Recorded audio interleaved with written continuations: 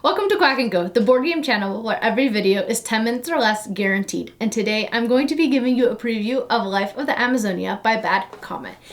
And this is a fantastic game that I had the pleasure of learning the rules and playing today, and I am really excited to tell you all about it. So to give you a bit of an overview, this is going to be a point salad game where you're both bag building your resources and trying to make the biggest jungle. You're going to be placing different terrain tiles and then placing animals on those terrain tiles, and each animal is going to be scoring differently.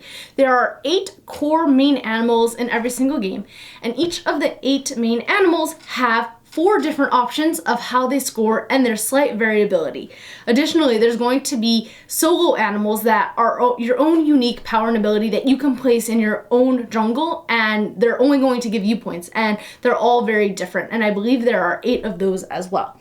Additionally, you're going to be tiling and building out your map in a unique way so that it capitalizes on the animals that you're going to try and score the most points for. It's a spatial puzzle. There's set collection, there's powers and abilities. There is so much on the table here. And I had so much fun. In the beginning, it starts off a little slow. You have these basic resources. Each one is 1. You have like 1 coin, and you have 1 leaf, and you have 1 water, and you have a 2 fruit, but you have to build up your bag so that you're drawing out so much more. You are going to be going up these tracks over here on the waterfall. The top track allows you to place out these 7 hex tiles and build out your jungle. The middle track allows you to place out trees, which is going to build your forest. And some of the animals, specifically the birds, like to be next to the trees in the forest. The bottom track over here is where you're going to be placing out water lilies, and some of the frogs especially, or the caimans, the alligator crocodiles, like to be next to the water lilies in a big pond, river, lake. And so you're going to be paying the resources on the bottom over here and going up these tracks. The tree track and the water lily track, the waterflower track, both give you endgame points as well. So they're positive to go up in and of themselves, and they're going to be how you're expanding. But as you see, everything starts to cost money. If you look at these animals, the resource cost in the bottom, 8 fruit and 2 leaves, I mean, you start out with 2 fruit in your bag. You have to build up. And so you are going to be spending your money and grabbing coins and grabbing increased increments of the resources that you need and building your bag. You're going to be drawing 5 tokens from your bag at the start of your turn. You will have options to save tiles, tokens from the last turn if you want by upgrading your satchel. And then you're going to take as many actions as you want and then signal that it's the next player's turn. And there are so many different actions that you can take. You can upgrade your tokens, you can put out an animal, you can buy a tile, a hex tile, you can buy a forest tile, you can buy a lily, you can do so many different things, and you just use it until all of your resources are used up. Additionally, there are these workers over here in the corner that counts as wild for any resource. And unlike other bag buildings that I don't like in other games, I usually don't like that mechanic.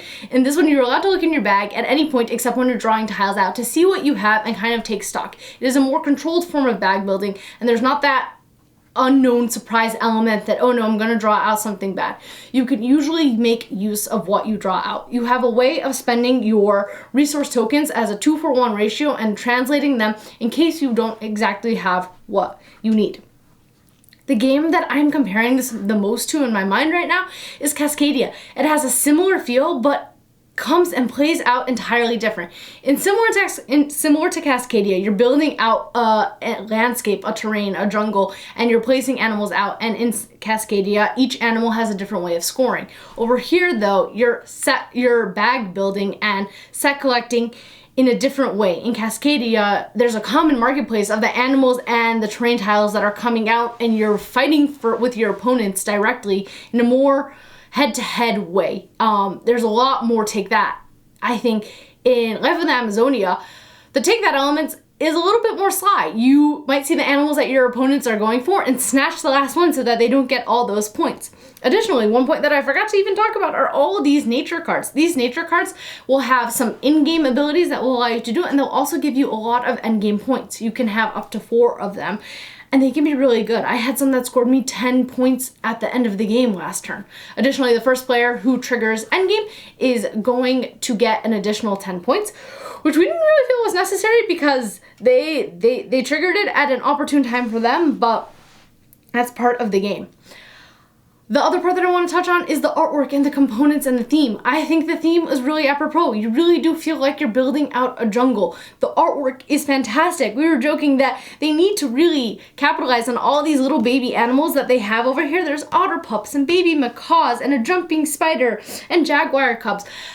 All of these nature tiles have really cute artwork, and it's not the clip art artwork that sometimes is distasteful. It's natural enough, but picturesque enough that I really like it. I like the theme, I like the artwork, I like the components. I love these screen printed meeple animals.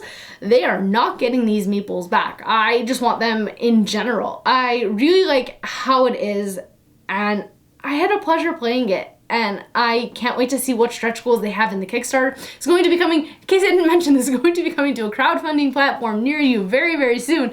And I'm excited to see what they bring. I think there are so many opportunities for for more content for this game that I'm really excited for.